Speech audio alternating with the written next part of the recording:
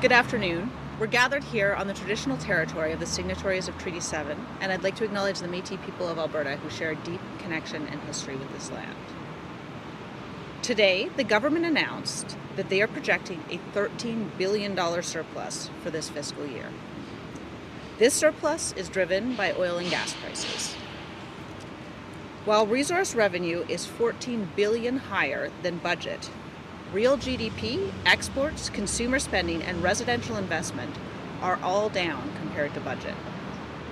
Despite this record amount of resource revenue money flowing into government coffers, Alberta families are not feeling the benefit. In fact, many Albertans are struggling to make ends meet. Grocery prices have skyrocketed. Some items, such as vegetable oil, lettuce, and certain cuts of beef, have shot up more than 30%. A recent University of Toronto study found that more than 20% of Alberta homes are food insecure, meaning they don't have certainty where their next meal will come from. This is the highest rate of food insecurity across the country. Meanwhile, inflation is outpacing wage growth, and the government expects this to continue for the remainder of the year. In fact, they've lowered their projections for wage growth and increased their inflation projections since budget. According to the UCP's own projections, Albertans will effectively take a 3.5% pay cut this year, as inflation outpaces wage growth. And yet, the UCP has provided very little help for Albertans. Yesterday, outgoing Premier Jason Kenney announced the government would restore the practice of tying tax brackets to inflation. But it was the UCP that ended this practice in the first place, despite the fact that Jason Kenney had called this bracket creep an insidious tax on inflation during his time in Ottawa. Even with the UCP's reversal on these tax increases, they don't go nearly far enough. It only ties tax brackets to inflation starting this year, and it doesn't make up for the hundreds of millions of dollars the UCP have already taken out of Albertans' pockets through their tax on inflation. Worse, the UCP is refusing to re-index the seniors' benefit, or the child tax benefit, or AISH, meaning that families and vulnerable Albertans will struggle more and more each month to pay for food, housing, and cover their monthly bills. But the UCP hasn't just de-indexed taxes and benefits. They've also increased property taxes, tuition, interest on student debt, fees for seniors' medical exams, camping and park fees, utilities, and auto insurance. None of these UCP fee hikes were addressed in today's update. If the UCP was serious about helping Albertans during this affordability crisis, they would reverse their other tax increases and fee hikes. Finally, the Finance Minister said the surplus should go into securing our future. On that point, we agree. In fact, an NDP government would save or invest the vast majority of the surplus for the future. And we are currently consulting with Albertans on exactly how best to do that. We must also get off the resource revenue roller coaster by diversifying our economy. But there wasn't a single word about diversification in this update. Not only did the UCP raise income taxes and cut benefits in their first budget, they also declared diversification a luxury and cut tax credits for emerging sectors. Since then, the business community has been calling for these tax credits to be reinstated, but the UCP has repeatedly failed to act. And today was no exception. Alberta's NDP has committed to reinstating the Alberta Investment Tax Credit, or AITC, a program with a proven track record. We continue to hear from Albertans who are struggling to keep a roof over their head and food on their tables. Some of them are having to choose between paying for groceries and keeping their lights on. Inflation is at a level not seen in 40 years, and we are in the midst of an affordability crisis. But all the UCP has to offer Albertans are peanuts in comparison to the cost increases they're currently facing. The UCP is too caught up in their internal drama to focus on what Albertans need.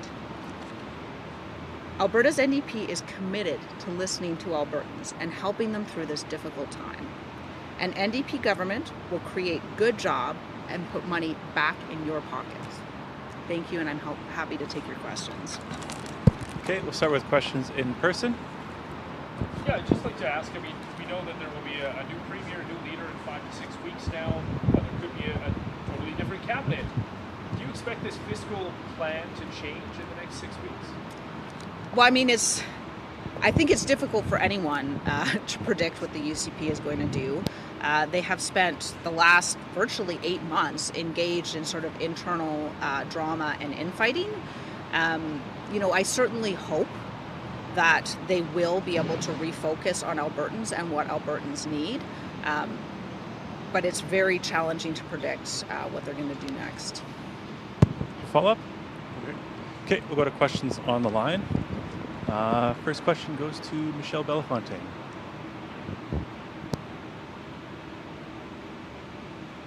Could weigh in a little bit more on the government's decision not to restore or not to start indexing AISH benefits again. Yeah, absolutely. I think the government's decision not to reindex AISH or the child tax benefit or the seniors benefit is just plain cruel. I think these are the Albertans that are struggling the most at this time. The child tax benefit, when our government increased it, cut child poverty in half. And so we have a situation in this province right now where we have record revenues coming in, where we have billions in surplus. And this government is allowing, children and seniors and disabled Albertans to continue to struggle to pay for food. And I think it's absolutely the wrong decision, and I think it's cruel. Did you have a follow-up, Michelle? No, that's it. Thank you. Okay, next question goes to Catherine Gurkowski. Well, thanks for taking my question. So the minister said that in order to re-index the income tax, it's going to have to come back as a bill in the legislature. And when we asked him why not add in those benefits, one of the things he said is that it would be up to departments to bring the case during budget time. I'm wondering, would you be looking to introduce amendments to the bill to bring back those benefits? Is that something you can do as opposition? Well, I think I'd like to start by saying that is a complete and utter cop-out. He is the Minister of Finance. They are the government. They absolutely have the power to reindex those benefits if they so choose. And so it's completely ridiculous for them to suggest that somehow there's some sort of internal process problem with that. They chose to de-index those benefits, and they can choose to reverse that. Certainly I think our caucus would do everything we can to make that change. My understanding was, my recollection with respect to the tax on inflation was that they had the power to reverse that through proclamation, but honestly it was a while ago, so I can't be sure. But yes, I think our caucus is committed to re-indexing those benefits. I think we would do everything that we can to see that happen, because we believe that all Albertans deserve to have a place to live and food on the table. Did you have a follow-up, Catherine? Yeah, and another thing that we saw with this fiscal update is that the government has decided to pay off debt to the maximum level allowed by debt maturity. And I'm wondering what an NDP plan for debt repayment looks like. Is that the top priority is debt repayment? Would you follow that path? So certainly we have committed to ensuring that we are saving the vast majority of this revenue coming in. Obviously there is a question about debt repayment versus investment. Investing the money puts us in a position where it sort of changes the fiscal trajectory of the province permanently in a way that allows us to continue investing in healthcare and education. I think it's probably a pretty complicated question as between investment and debt repayment. We're out there consulting with Albertans right now, on exactly what they would like to see. I think both of those are important goals, but I think we shouldn't lose sight of the fact that diversification is an important goal, and it's something we should be investing in. That ensuring all Albertans are in a position to afford housing and groceries and their bills at the same time is also something that I think we should be investing in at this time. Any other questions, Catherine? No, that's okay, thanks. Okay, one more pass for questions either in person or on the line. And seeing none, that's all for today. Thank you.